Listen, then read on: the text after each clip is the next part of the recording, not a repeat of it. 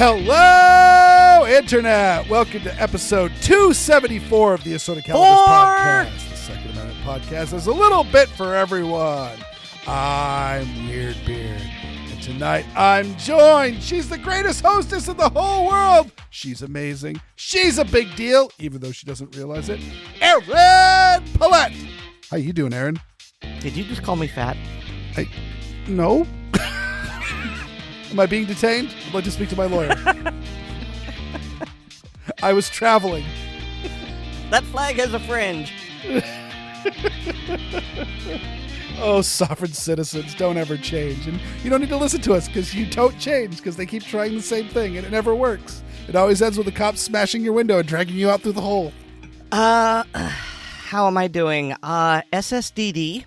About the only interesting thing that's going on is, well, by the time you listen to it, it'll be too late to do anything about it. Unless you live in Florida and you're Patreon patron and you're listening to this on Friday, in which case I'll be at Pride Festival in Ocala tomorrow. Come look me up.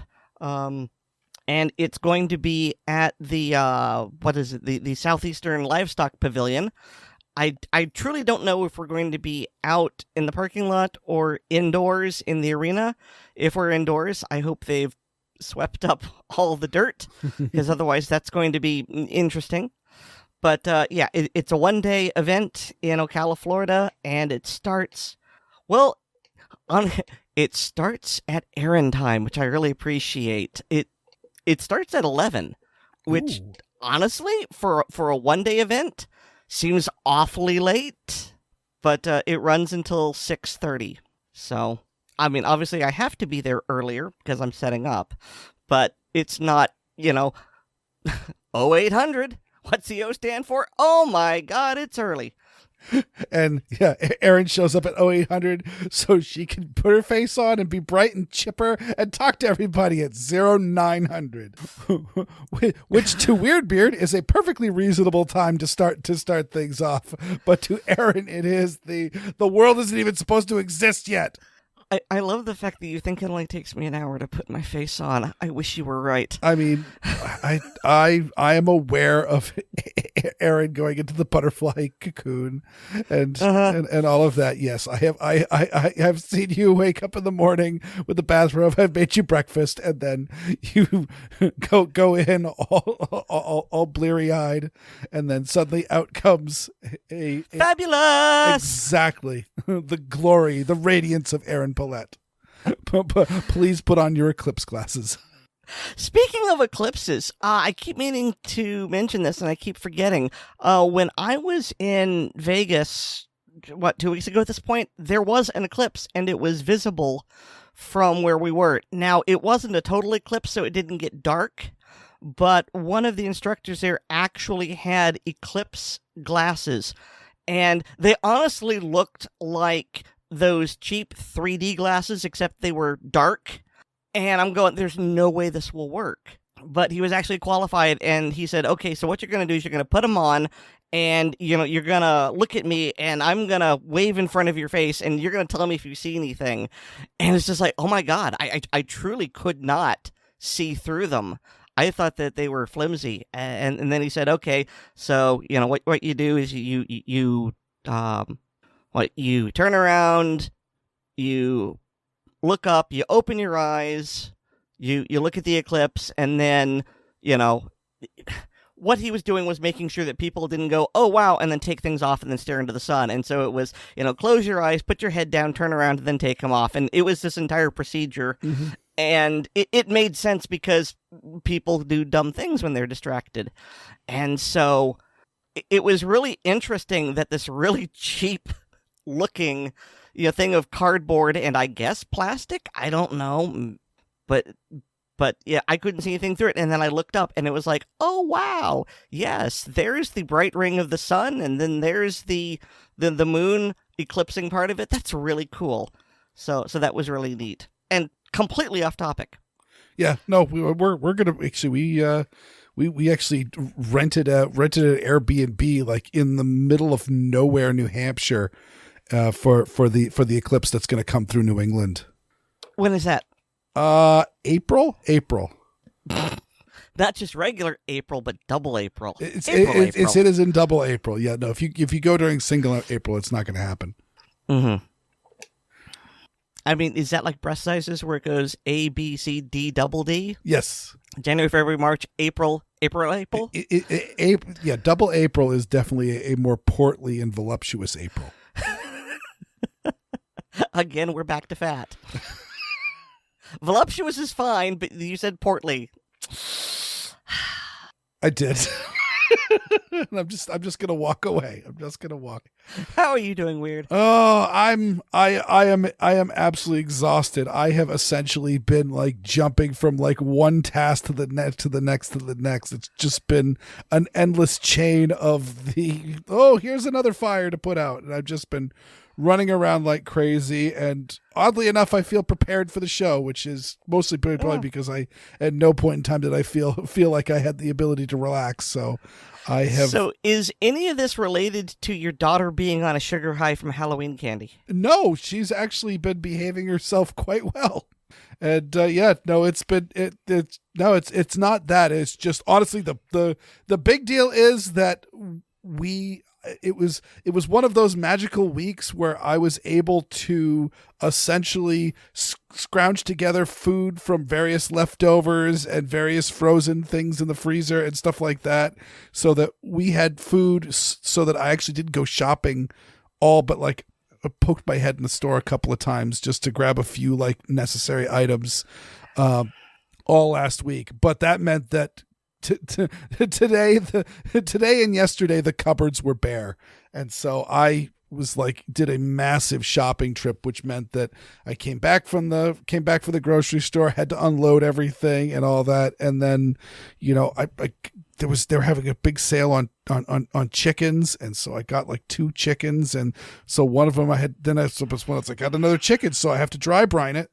And so the chicken's dry brining, and it's one of those like, oh, but I've got the gizzards, which, hey, guess what, is going to fill up my stock bag, and I want to make soup later in the week. So, all right, so we need to make chicken stock. And it was just like next thing of now is the optimal time to do this, and now is the optimal time to do that, and now is the optimal time to do this. And it's just been, it was a lot of time in the kitchen. It was a lot of like doing chores around the house and things like that. And then in between that, preparing for this podcast.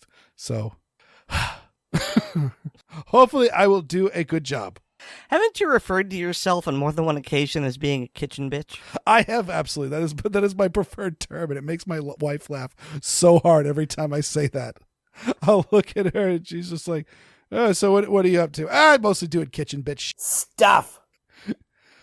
Yes, that, and yeah, I referred to myself in front of another stay-at-home mom that's on the street as a domestic goddess, and she, if she was drinking a beverage, it would have come out her nose.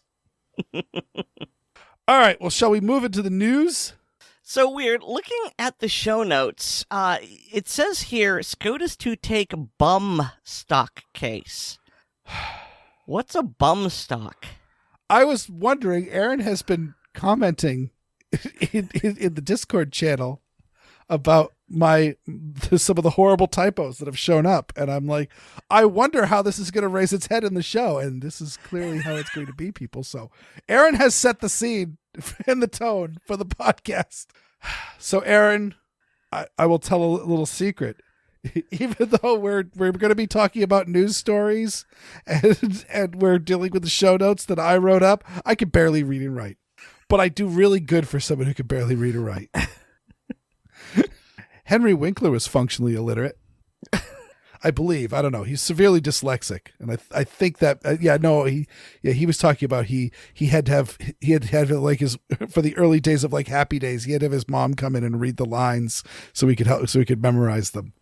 Oh, good Lord. But yes, the Bumpstock case, which, you know what, we should keep it that way. I did fix it for the show notes side, but I left it here in the outline. But yes, the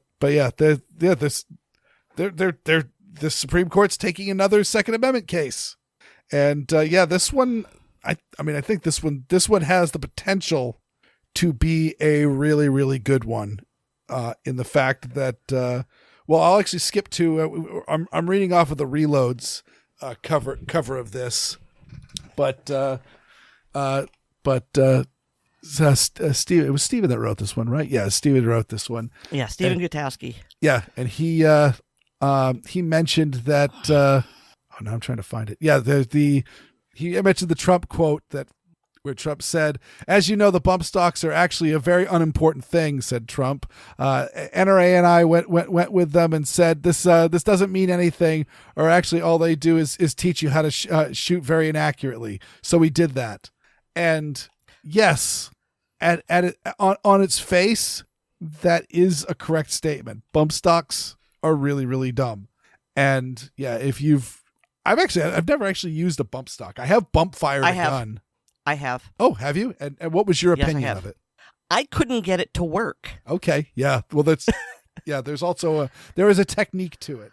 Yes, there is. And so what I'm saying is you can't just pick one up and suddenly, I have a machine gun. Brrr. It's a technique. And I wasn't on the range very long, but neither was it. I only had a magazine to get it to work. But I couldn't get it to work on the time that I was on the range. I have a tendency to overthink things. I was just told, no, you got to do this, you got to do that. It was probably just one of those, when it finally clicks into place, I would get it. But at the time, I couldn't get it to work. So and before anyone asked, no, I don't know what model it was. It's like 2014 at this point. I don't remember. Yeah. But it's not, it wasn't easy for me. I don't know how easy it would be for the standard person. But yes, tell me, Weer'd, what did we get in exchange for people losing their property, businesses going out of business, and us giving yet more power to Federal Leviathan? We got nothing. And that was something that we were speculating on when Trump was talking about potentially banning bump stocks in the aftermath of the Vegas shooting. And we're saying, well, you know what? Maybe this Trump 3D chess talk isn't just propaganda. Spoiler alert. It's propaganda. Yeah, I mean, if he had given up bump stocks in exchange for nationwide concealed carry reciprocity, I would have thrown those things in the dumpster with a smile on my face and a song in my heart. Well, what I was expecting is oh yes, we will declare them machine guns, but we're not going to. I mean, there's millions of them out there. I mean, God knows how many bump stocks they sold. I mean, I think we have some very, very rough numbers, but it's like, I think it is literally millions of them.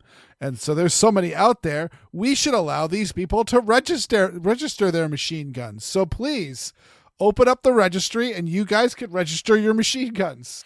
I would also have been fine with that. Yeah, he could have done an end run around Hughes, just saying, "Oh, we'll repeal the Hughes Amendment. Therefore, people can register their bump stocks." And it's one of those like, "Oh, I could register my bump stocks." Well, also at the same time that this was happening, like I was under, I have guns in my safe that Mara Healy has told me are illegal, no matter how I bought them, and they are registered to the state of Massachusetts. So. I mean, even if I get rid of them, I've still told Massachusetts that I've owned quote unquote illegal assault weapons, for there. So therefore, no matter what I do, I could do prison time.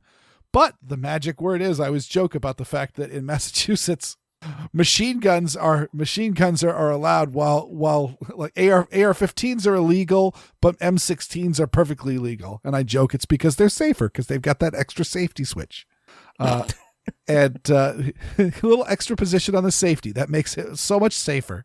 But the magic word is, machine guns are totally fine in Massachusetts. You can own an M16 you could buy an M16 all day long, so long as you can afford it, but you cannot buy an AR-15 with any ease whatsoever. I'm sure there's some loopholes and stuff like that in there for the people that are more industrious than I am. But as the short answer is, you walk into a gun shop in Massachusetts, there are no ARs except for 22s. And so, yeah, but but I could then go and put all my semi-auto firearms on the machine gun registry, and if I wanted to later put auto sears in them, I could do that too.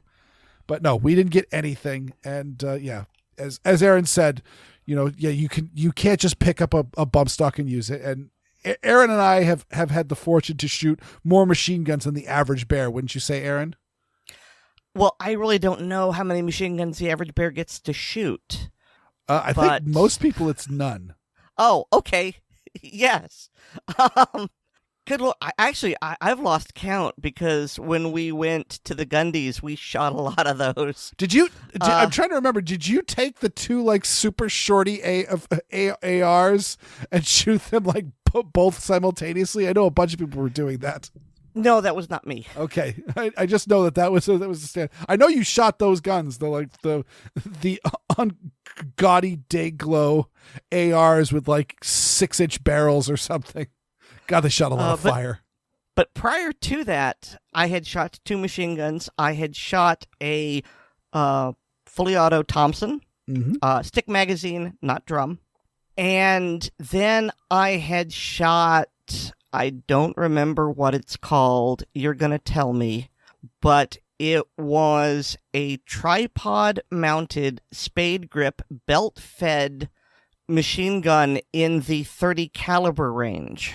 It looked like a smaller Modus. Okay, that would be the Browning 1919. And that sounds right. The reason why it looks like a Modus is it was originally made for the U.S. government in 30-06, and then the U.S. government said, "Hey, we need something bigger to start shooting at armored vehicles and aircraft." And so they said, well, Browning says, "How big do you want it?" And they said 50 caliber. So he simply did the math and blew up a 30-06 until the 308 bullet was 511, and blew up the receiver to the 1919 until it was the appropriate size. Like if you could do a forced perspective picture of a 30-06 on the edge of a table and a 50 BMG further down the table, and it would look like 2 30-06 shells standing next to each other. Like that's all Browning did, was he just made it bigger. He just sprinkled magic grow potion on an M2, and that's the 1919. I've done all the work. It works perfectly. I'll just embiggen it. Interestingly enough, 1919 was the first full auto I ever shot as well. But either way, wow. The point of me saying all this was that we have shot a bunch of full auto stuff, and they just work. You pull the trigger, and so long as you do your effort to muzzle control, they work just fine. Bump stocks, there is an absolute learning curve, and I will note that I have never fired a firearm with a bump stock attached, but I have a 110% bump fired a rifle, and you don't need a bump stock to do it. The bump stock just makes it a little easier and comfortable to do so. So yeah, that's the idea that this makes machine guns. But again, the whole point is, yes, bump stocks are dumb. They really are. There's no excuse for practical use whatsoever. Not that it's a bill of practical use. It's the Bill of Rights. You got a right to the dumbest stuff on earth. God knows, look at my gun safe. I've got some absolutely stupid firearms. Oddball, we're looking at you and your Altor. Oh, exactly. I mean, it's just one of those, like, one of my favorite guns is my Radom P64. It's the Polish guy decided to make a PPK and did it badly. And I love it so much. It's so stupid. But yeah, so there's nothing wrong with something stupid, but it doesn't have a practical use. That being said, suddenly declaring this piece of plastic that was approved and had been sold by the millions under the ATF's blessing as a machine gun, when it is A, absolutely not a machine gun, and B, was already declared by the same people who've declared it a machine gun, not a machine gun. This is the big issue, and obviously it's the thing we're dealing with the whole forced reset triggers and the pistol braces. I mean the whole Goldilocks pistol brace of this is an NFA item. This there's a whole long line of what you could and couldn't do with a pistol brace, and it seemed to change like every 6 months. And this is what I hope that this case, Garland v. Cargill, handles, which is, if it doesn't completely strike down the Chevron deference of the ATF, and at least like muzzles it severely, because the idea that the ATF just gets to play Calvin ball all day long and send you to prison is just absolute insanity, and it just needs to stop. So I am puzzled. Well, several things, but the one that jumped out at me is usually it is an individual with standing who is suing the government. And in this case, the Attorney General, Merrick Garland. So why is it, and I'm pretty sure I had seen it before as Cargill v. Garland. So why is it now Garland v. Cargill? Oh, I see now. Now I just heard, I actually heard Steve Leto talking about a different case just this morning, and he was mentioning that they'll often flip them around just to make it easier to look in all of the different filings of the case. But so I understand all the words, but not the concept you're trying to communicate. Oh, I think because since this thing has been like appealed like so many different times, I don't know. The answer is I don't know, but I think it's something to do about the fact that how the same name keeps getting repeated. By flipping it, it makes it more distinct. Okay. So if I have this right, perhaps what's going on is there have been so many Cargill v. Garlands that now that SCOTUS is taking it up, just to make it crystal clear this is the SCOTUS case and not all of the other appeals, they're flipping it. Correct. At least to my understanding. Okay, that at least makes some sort of sense. Because this is the big one. This is the final countdown. Na-na-na-na. Exactly. Na-na-na-na-na. By the band Yerp. I always correct my wife whenever she talks about Europe. She does a lot of work with European groups. It's pronounced Yerp. So weird. One of the things that confuses me, well, perhaps not confuses, but surprises me, is that the Fifth Circuit, and I confess I don't know a whole lot about the Fifth Circuit, but the Fifth Circuit actually rejected both the Trump and the Biden administration's arguments for this bump stock ban. And there were dissenters, and there were three of them, and I do want to point out something they said, because, they completely don't have an agenda here.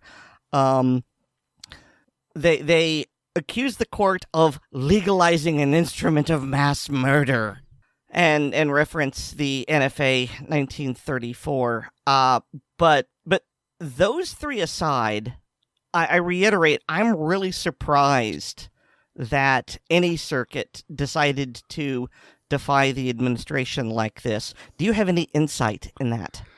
I really don't, unless it's just they've seen the writing on the wall when it comes to the Second Amendment cases. I mean, like I said, stuff is coming to a head. Like we're reaching a critical mass where something's going to happen. Like where obviously you've got the Heller versus DC, and then McDonald versus Chicago happens, and overall nothing really kind of happened of it except for we had the victory, but overall the anti-gun places stayed pretty anti-gun, and the pro-gun states stayed that way. And there was just a lot of talk of now that the Heller ruling's gone through, we've got these angles. Like you can't, Alan Gura himself was telling me, oh yeah, man, high capacity magazines and like AR-15s.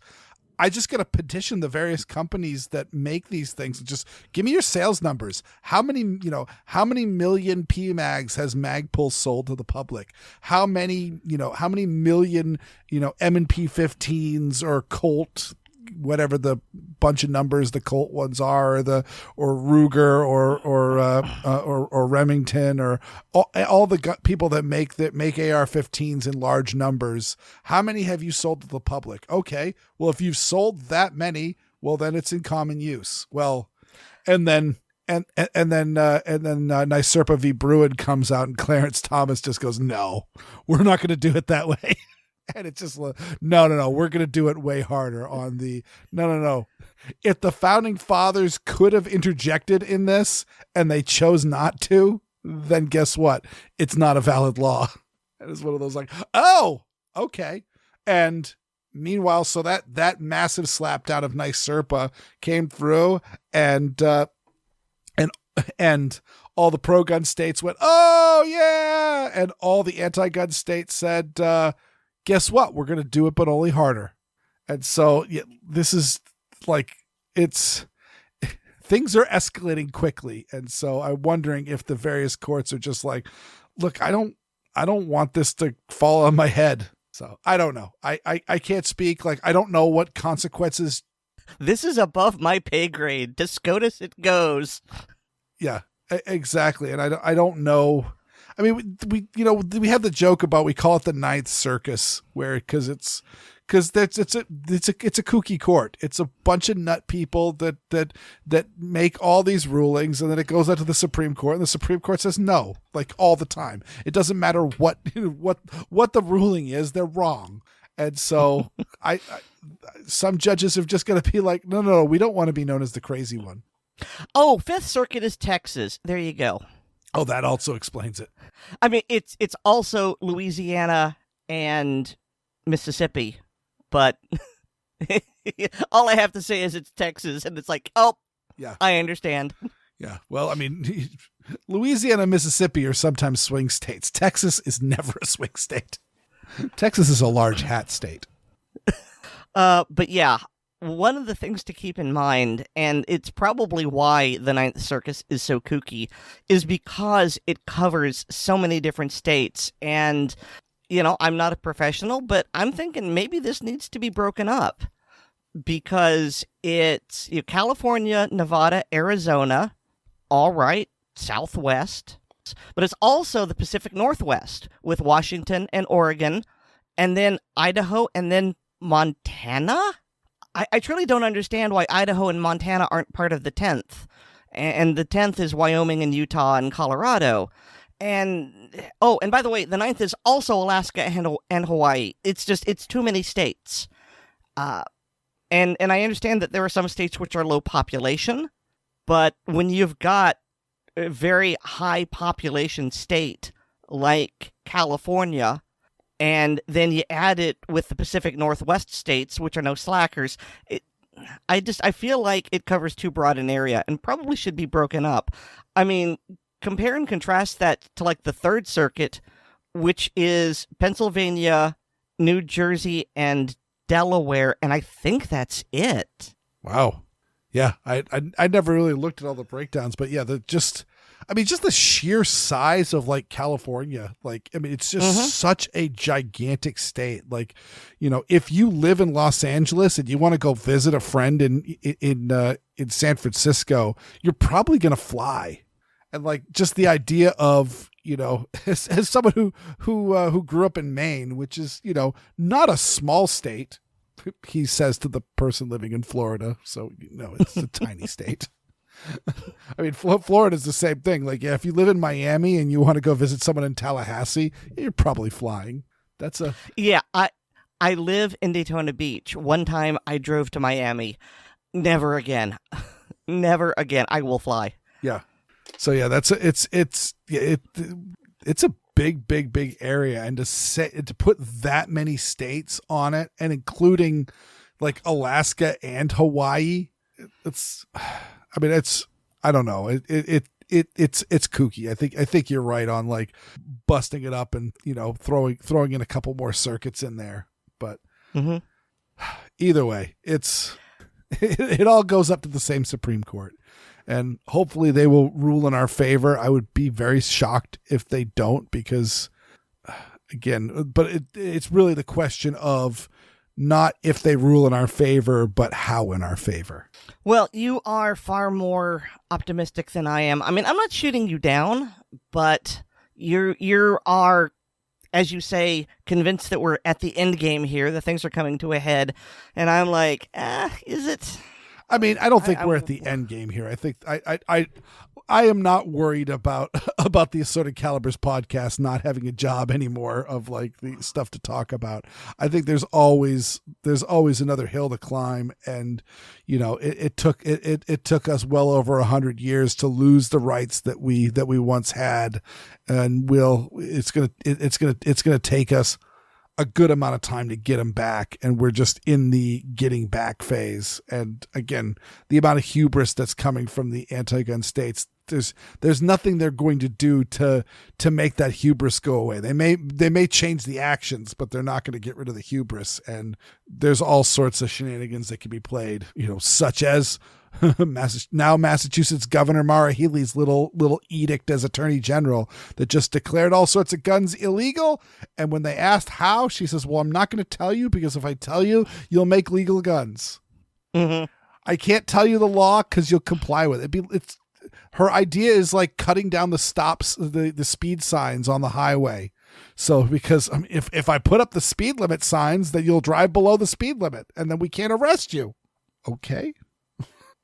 I don't think that's how this is supposed to work. I think laws are made so that you won't break them. So, you know, that's a very handy pivot, talking about things that aren't working the way that they were supposed to work. Mm-hmm. So what's going on in Illinois? Yeah. So I think we talked about this when it first passed. That they, in the wake of the spree killing in Hyde Park. That was it Hyde Park? No. Shoot now. But they had that spree killing, and they decided Highland Park. Highland Park. Yes. Hyde Park is a neighborhood in Chicago, and a very. It's also a park in London. Yeah, it's a crappy neighborhood. It's a really nice neighborhood in Chicago. It's a really crappy neighborhood in Boston, or at least it used to.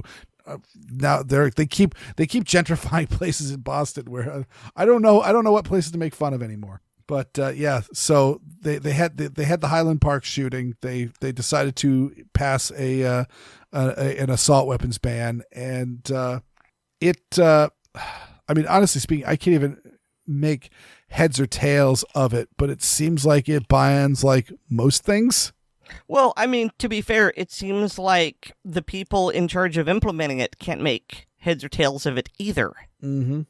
I think it's my understanding that like it lists certain firearms accessories that are considered bad, and therefore anything that has these accessories attached to it are bad.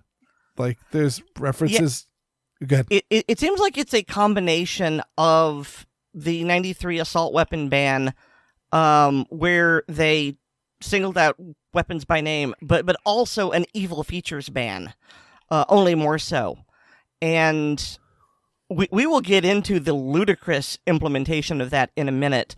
But one of the things that has been talked about in the Illinois carry forums is that people who have airsoft weapons, which are, for people who don't know, you go out in the woods and you shoot people with BBs. And they have an airsoft weapon that has the pistol grip, that has the forward grip, that has these evil features. There's no exemption for airsoft in this law. And so the people who have these airsoft, I can't really call them weapons. I'll default to paintball and call them markers. People who have these airsoft markers, they have to either turn them in or destroy them or register them. But in order to register them, you have to have a firearms owner ID card. And a lot of people who do airsoft are teenagers, people who don't have a FOID, people who are underage and can't possibly own a FOID. What can they do? Yeah. And furthermore, it gets the alien feature of if some of these features are attached to guns that are manually operated, like even in Massachusetts, Like there was how the Mara Healy's edict was written, saying that, saying that anything, it was like anything that contains a part that is common to an assault weapon would be a copycat assault weapon. And we're pointing out like, well, what about like if I've got like, pump action shotgun that has an AR-15 pistol grip? Would that be would that be considered a copycat AR-15? Or everybody and their mother is sticking the AR the M4 collapsible stock on darn near everything, and it looks horrible every time they do it. Like the what is it? Mossberg, was it Mossberg that made the lever action rifle with the M4 collapsible stock, and it looked awful? I think so. I think so. The one that looked like it was out of Firefly. Correct. Yeah, except for way uglier. Weird. I kind of liked it. Okay. But then I've got a very strange aesthetic. I think the A10 Warthog is beautiful. So there reaches a point for me where something is just so fugly that it looks cute. The A10 Warthog. You think the A10 Warthog is beautiful because it's beautiful, Aaron. Well, thank you. You're not wrong on that, but you are wrong about the Mossberg lever action. That's fine. I don't care. One thing that I am curious about is you talked about commonality of parts. Just how far do you have to drill down? Because, well, firearms use springs. We use springs. I mean, not just any spring, but a very particular type of spring in AR pattern rifles. If you have these springs, can they arrest you? It seems ridiculous. But according to the law, it could be. Mm-hmm. And at the various public meetings where people go and talk about it, the folks who are answering the public's questions, well, we know someone who is native to Illinois, a Wellowant, and he's been watching this. And he says that the police, when queried, have basically been giving a very polite version of, look, we don't know how to enforce this either. Mm-hmm. So when the actual enforcers are going, beats the heck out of me, there's a problem with the law. And this can best be exemplified by the fact that Illinois hates Star Wars. Yes. Did you want to take this? I will. So this gentleman, Todd V, I'm trying to remember what he says his actual name. Todd Vandermeide, who's also known as Gun Santa. Okay, that's a I had not heard that moniker, but I immediately like, oh yeah, no, that fits. He essentially asked, he came through on the public commenting and saying, should I have to register my lightsaber? And mention the fact that obviously if you're a Star Wars geek and a gun geek, you quickly realize that Han Solo was carrying a Broomhander Mauser with just a bunch of of greebles stuck to the side of it, and the stormtroopers had Sterling rifle, Sterling submachine guns, and what was it, MG 43 or something like that, and various other like real world guns that had been modified to look like blasters and ray guns and all that. Well, the same thing was happening with the lightsabers. And in fact, Obi-Wan Kenobi's original lightsaber was made with a ton of random gun parts, and not random gun parts in any way, shape, or form that it could ever shoot a bullet, but we've got an armor, we got a whole stack of gun parts, let's put this together until it looks like a laser sword. And Todd asked, hey, does that mean that I have to register my lightsaber because it's using machine gun parts and grenade launcher parts and all that? And they said yes. Well, they didn't literally say yes and that's it. They had a longer answer, but it was effectively, well, that's what the law says, so you have to. Well, they said yes, but they didn't say yes emphatically because they realized that they had been painted into a nasty little corner, and the options was either to simply not answer his question, which would look bad, to say no, it's fine, you can have that, which would be worse because now it's suddenly saying, oh, so there is a way around this law, or to say, well, yeah, I guess you have to register your lightsaber because we can't have those evil gun parts. All right, Weer'd, let's move on to more sensible topics. Yes, Aaron. Last week, you and your friends told the great story of the amazing newbie. And I think you inspired Miles because he now has some great information for when your own amazing newbie wants to buy their first gun.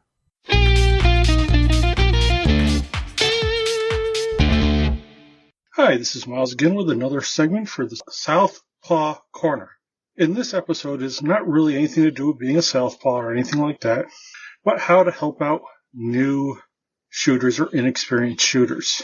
This all relates back to a few weeks back. I had a range day with some other folks, and we had two less experienced shooters, and one in particular who's had a handgun for many years and hasn't really had a lot of practice with it, brought the handgun with them.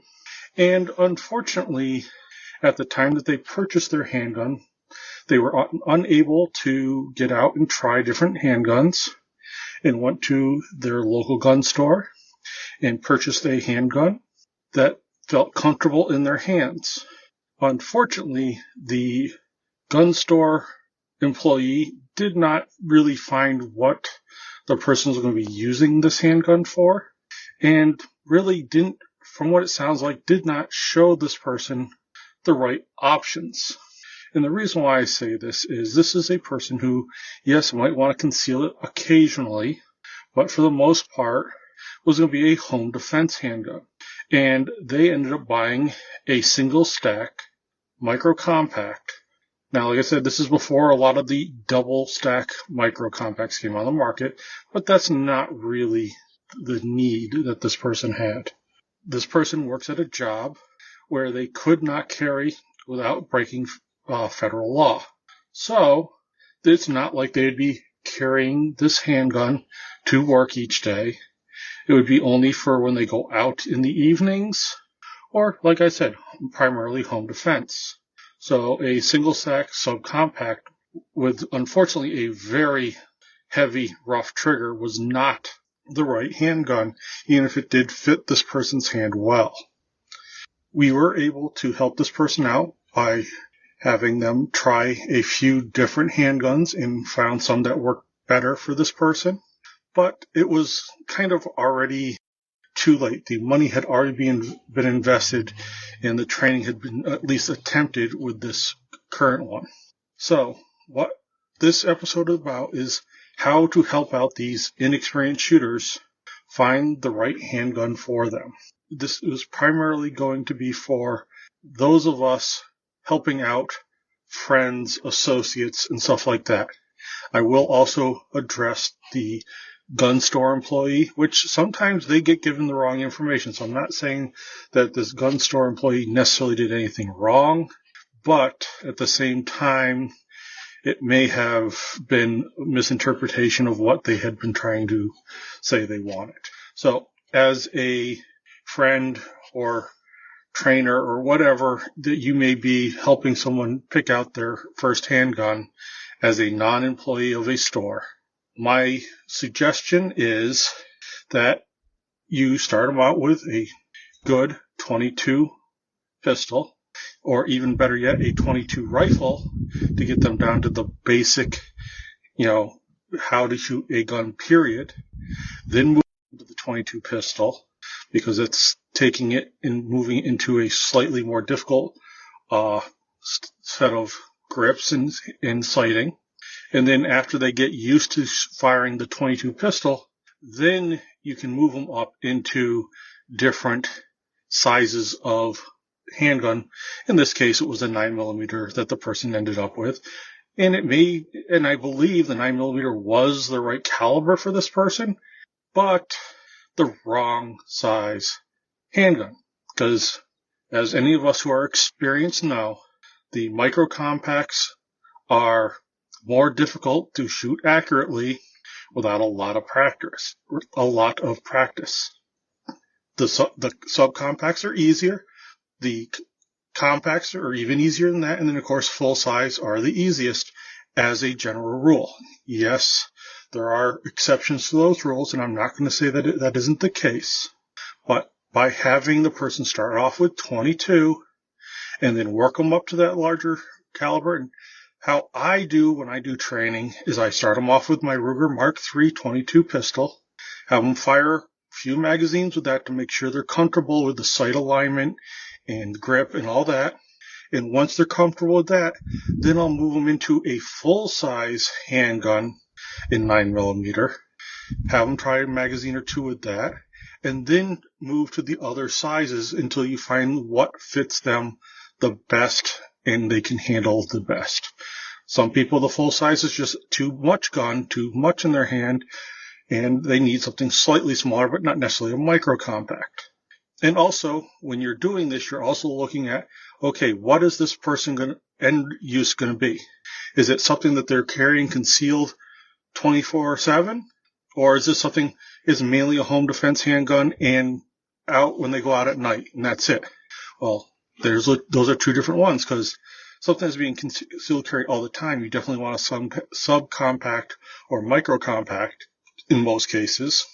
But something that is primarily a home defense handgun with occasional out, you could probably just go with a regular compact, a Glock 19, a Smith & Wesson M&P 9 compact. Those would be two good options. There are others out there, of course. I'm just using those two as examples of a size. Then when it comes down to the employees at a gun store, when you ask the customer, what are you looking for in a handgun? And if they say, I'm looking for something that I can conceal very easily, ask them, are you going to be concealing while you're at work? Are you going to be concealing every day? Or is this a once in a while going out to dinner type concealing? And then if that's the case, you may not want to go the micro compact, because it's not an everyday thing. It's the comfort level doesn't have to be as important. But if they are going to be concealed carrying every day, then you're going to want to probably suggest that they try, because even in my area where it's very limited, there is one range where you can rent different handguns and try them out. And that may be the better way to go about it, because if you get them, you say, hey, these are the 3 or 4 that I recommend. Go give them a try, and if you're by chance work at that gun store, even better. But I don't know where this person bought theirs. Like I said, they had it for many years at this point and never got good with it because it was not the right handgun for them, or because they didn't have the basic fundamentals down. It wasn't the right handgun for them to be learning on. There's two different things there, and maybe that was the right handgun, but only after they had the experience shooting. So, finding out the situation of what they're going to be using it in, and trying to get them to try other things that are not what they're looking for, that will work them into getting the proper technique before they try that micro compact, that subcompact, that may be a whole lot more difficult to shoot than the things that they could be trying ahead of that. With this particular person that we had at the range, we had them start, once we got them to say, okay, I need to learn better technique, because this person was very stubborn and wanted to just use their handguns. They had to get good with their handgun. And we agreed they need to get good with it, but it's easier to get the fundamentals starting with something easier to shoot. And eventually they took a Ruger 22, fired that for a little bit. They tried out a couple other 9mm, and eventually I even lent them my Ruger Max 9 to try out, because they wanted something without an optic, with iron sights, in the micro compact that might be a little better than what they actually had. And that was very helpful to them, and they did learn a lot, and they also made connections with other folks so they could get to the range more often, to practice more, to get to that point where they're comfortable with their handgun. Unfortunately, like I said, they had purchased before they fired and had experience with other handguns, and that was probably the biggest issue. But with practice and time, they are going to be able to do it right even with that. And going backwards is not great, but it's better than nothing. But if you have the opportunity to help a new or inexperienced shooter get the training and practice they need, do it. It does a great service to all of us. Thank you, and have a great time, and be safe at the range.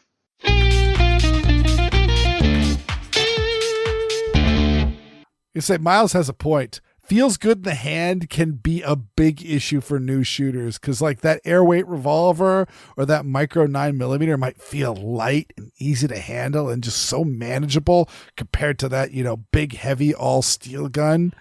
But man, we know that those little tiny guys that are lightweight are known for their punishing recoil.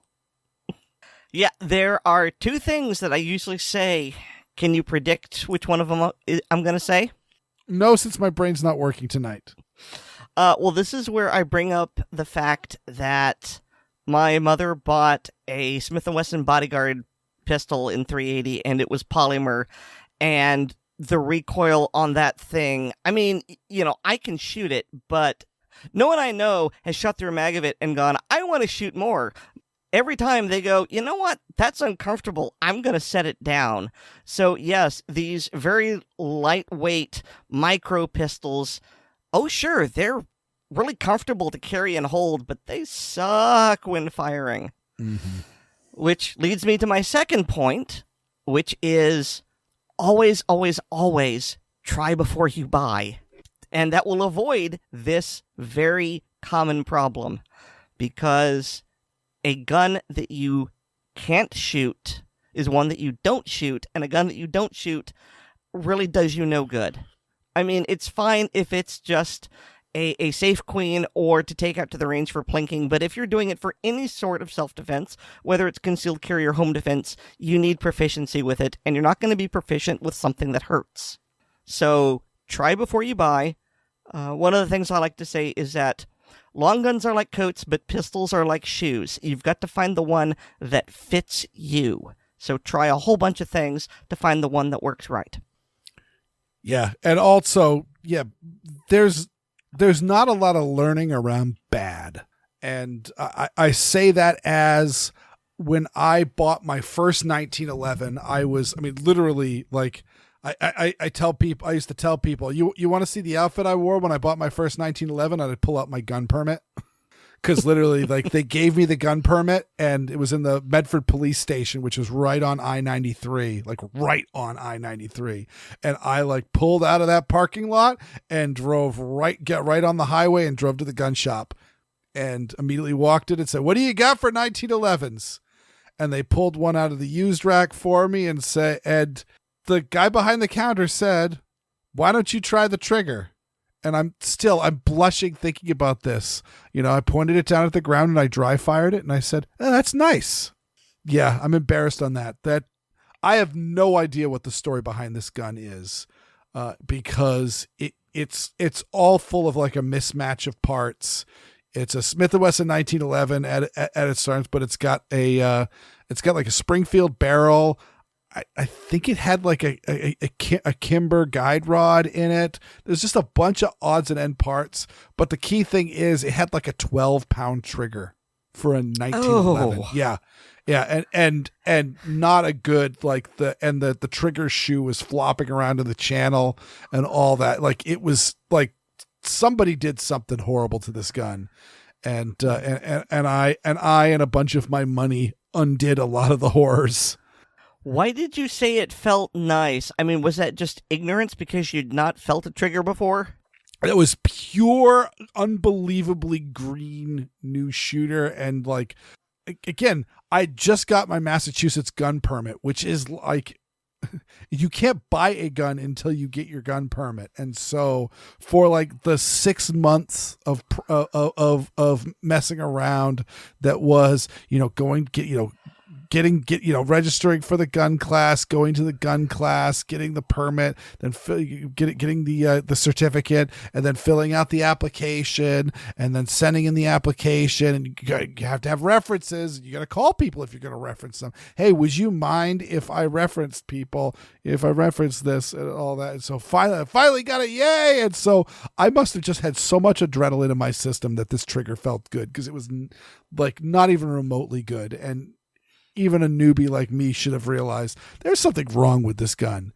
And so hat tip to Greg Durr of Durr Precision Arms. He turned that sow's ear into a silk purse. But one of the things I was said to myself was, I want to get better at shooting this first with a bad trigger before I go and put a new trigger in, because I somehow thought having an absolutely terrible trigger on the gun would teach me more about good trigger control and all that. And that's just not true. I was just wasting ammo. And the same thing goes with your cheap bargain basement gun. I'm not going to throw any shade at any particularly crappy makers, but they are legion with like the gritty, stacky, hitchy triggers and all that. Like, it's just not going to help you. And the same thing with a gun that's got like bad reliability. It's not going to help you. Just be careful. The whole like buy once, cry once philosophy is also something to think about. Guns are expensive. And so it might be worthwhile to say, you don't need to go and buy, $1,000 1911 pistol, or even a cheaper 1911 pistol like my first one. I just happen to really want a 1911. You can get some more inexpensive guns. There's lots of great value out there, but just make some friends, talk to some people, figure out like what the best bang for your buck is, so that you don't end up just like screwing yourself over and spending all that money that it could have cost you for a slightly better gun in dumping ammo into random shotgun groupings on your target, or clearing jams. Ugh, that's no fun. But one thing I did want to say, we talked about the smaller, lighter guns with the punishing recoil, but there is something to be said about something I call the pack of smokes gun. It was from a story of some, or a philosophy of someone on the Northeast Shooters Forum. I forget who it was that told me this, but essentially mentioned that one of the most dangerous situations a person can put themselves in is it's late at night and you just pulled your last cigarette out of your pack and you realize that, oh, I'm just smoking my last cigarette. If I go to bed now, I'll wake up in the morning and I'll be desperate for a cigarette and I won't have any. So the smart thing to do now is to get in my car, put on my jacket or whatever, or go over to the nearest convenience store, gas station, whatever it is, and buy another pack of smokes. And it's possibly late at night. And so therefore you might find yourself walking directly into an armed robbery.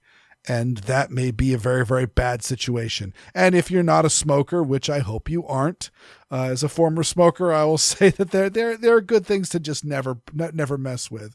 But if you are, say, dealing with a horrible migraine wake up with a horrible headache, wake up with a toothache or all that, and you end up having to go down to like the local drugstore and pick up some medication, or any other situation where you're going into a retail establishment at non-traditional hours, possibly at a time when you were either in bed or about to go to bed.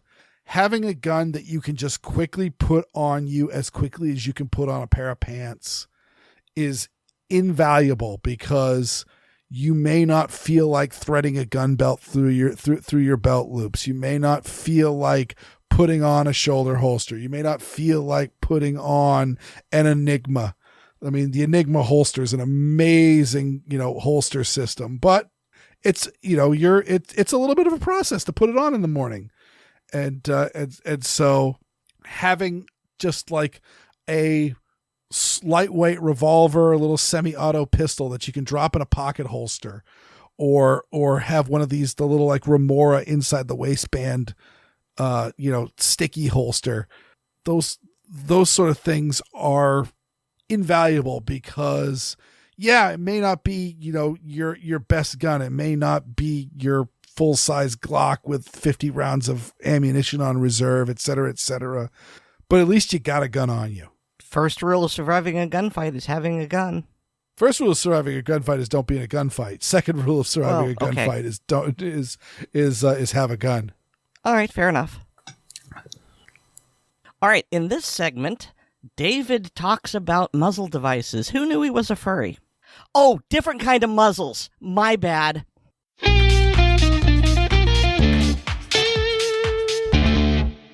Hi, and welcome to Gun Lovers and Other Strangers.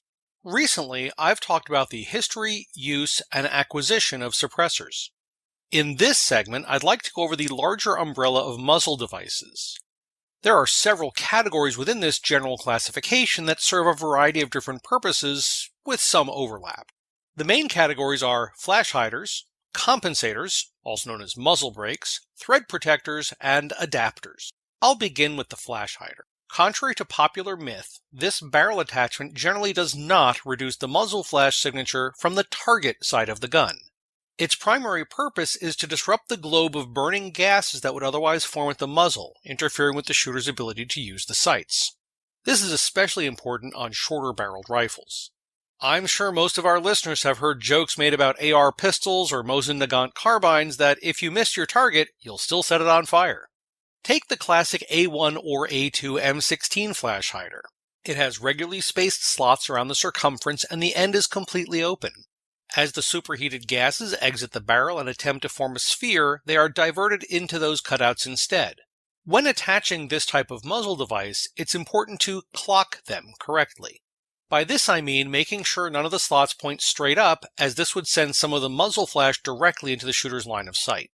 The big difference between the A1 and A2 M16 flash hiders is the latter version has a solid section without slots that's meant to point straight down.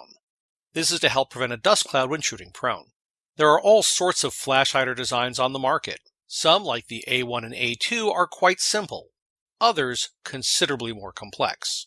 Next up are compensators, also called muzzle brakes. Similar in concept to a flash hider, they also redirect some of the escaping combustion gases. However, instead of working primarily to break up the flash, these devices act as a sort of maneuvering jet, pushing the barrel down to counteract the recoil-induced muzzle rise. Compensators are generally identifiable by their closed front with a small opening just larger than bullet diameter, and large side apertures. Some designs have additional small openings on top as well, but for the most part, they resemble miniature cannon muzzle attachments. As with flash hiders, the orientation of a compensator is important to proper function. Perhaps even more important due to the pushing force imparted on the barrel. Compensators need to be selected based on a variety of factors including barrel length and cartridge, as these will affect the amount of gas pushed out the muzzle and through the device. Overpowered muzzle brakes have been known to cause the muzzle to dip when firing, while the ideal is neutral vertical movement. Finally, I'll finish up with thread protectors and adapters. The first is pretty simple. They're threaded collars similar to a standard nut that attaches to the muzzle, usually knurled on the outside to make tightening or loosening by hand easier. They cover the threads, but don't provide any additional benefit to the function of the firearm. Adapters also cover the threads, but in addition offer the ability to attach different muzzle devices. One of the more familiar types is probably the HK3 lug style. Another example is Surefire, who has a selection of muzzle adapters for use with their suppressors.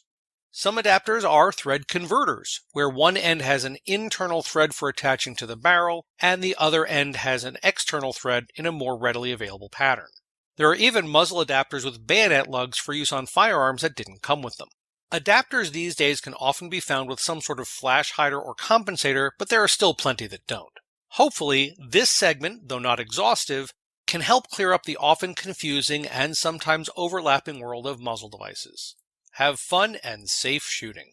The muzzle flash on that is pretty thoroughly blinding, and the concussion's pretty heavy. I think everyone else in the room here is already tired of me firing it. That about wraps up this segment. If you have any questions for me or suggestions for future segments or a comment on a past segment, Please post them on the Assorted Calibers Podcast Facebook or MeWe pages, and Aaron or Weer'd will make sure I see them. I'm also a contributor on the Blue Collar Prepping blog, which can be found at bluecollarprepping.blogspot.com. Finally, I'm a published author, and books with my stories can be found on Amazon under the names Brena Bock and David Bock. That's all for now. Thanks for listening. I'm David, and this is Gun Lovers and Other Strangers.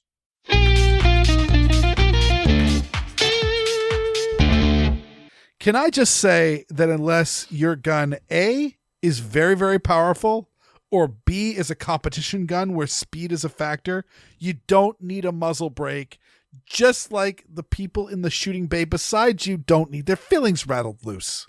I tentatively disagree because my Mosin Nagant had neither, or was neither, but it had very significant barrel whip, and putting a muzzle brake on it made it so much more manageable. Oh, well, that's good. That's interesting. Actually, I don't think I ever heard that story. I mean, I know that 9130s are notorious for barrel whip, and well, there's also the fact that I took it out of its heavy wooden stock and put it in a I don't remember if it's Archangel, right? Well, actually, I had a different one before then, the one that was labeled Avada Kedavra, but it was some sort of like a glass-filled nylon, maybe, some sort of plastic. Yep. And what I imagine happens is that the barrel whip is much reduced with this beefy, weighty stock, and so then I took it out and put it in a much lighter plastic stock, and so the barrel went whee! And so when I try to shoot it, there were times when the barrel whip would actually make the bipod legs dance. And I didn't want to just sit there and like lash it to a sandbag every time. So I got like some birthday money and I bought a muzzle brake for it. I don't remember the name of the company who did it. I'm sorry. But that made such a huge difference for me. We might be talking about different things because barrel whip is a term for harmonics that form within the barrel that actually causes the muzzle to actually the barrel to actually bend ever so slightly, and therefore the muzzle will fling off target, causing you to shoot horrible shotgun groups. I was shooting just fine. It was just bang, and then the gun would jump up a little bit and come down, and I would have to re-zero. Well, yeah. It would literally be, okay, now I'm off target. Yeah, well, yeah, you're just talking about punishing recoil, which again leads me back to point A. Most of the guns are very powerful. Well, I mean, yes, they are very powerful. The recoil wasn't so bad against my shoulder. It was just the things it was making the rifle do. Yeah. I was told that was called barrel whip. That's what I was calling it. No, muzzle flip. Yeah. Muzzle flip is what is, I believe, the more appropriate term. Oh, well, it's one of those. It was basically, it was squirming. I'm trying to shoot from a bench rest, and it was squirming all over the place. Yeah. After the show, I'll show you some videos of like, there's some really cool videos of like people shooting high speed video footage of rifles firing that have bad barrel whip, and you can actually see the barrels actually going wah wah wah wah wah wah. But yeah, no, you're dealing with like muzzle flip, which is just similar to the people shooting the 500 Magnum, where they point the gun and they're aimed at target, they pull the trigger, and by the time everything's all said and done, the gun's pointed at the sky. Well, mine wasn't that bad, but yes. Yeah, but it was also a rifle.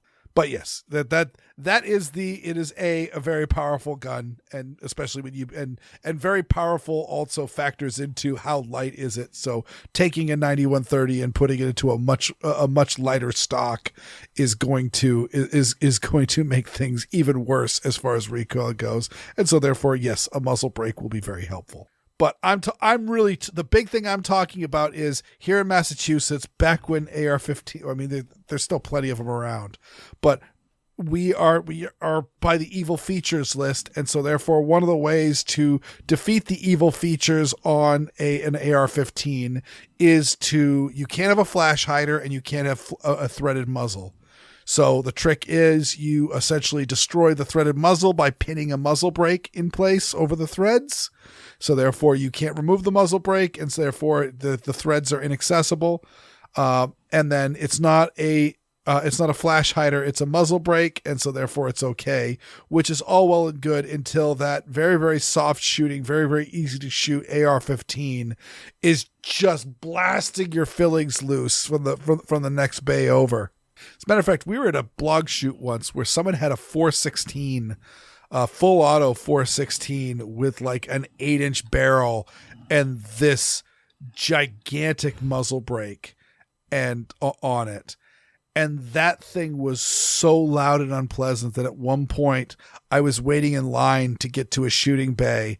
And when I got up there, before I loaded my firearm, I looked over and saw that someone getting ready to dump a mag out of that HK. And I went, you know what? You can take my spot. I'll go to the back of the line.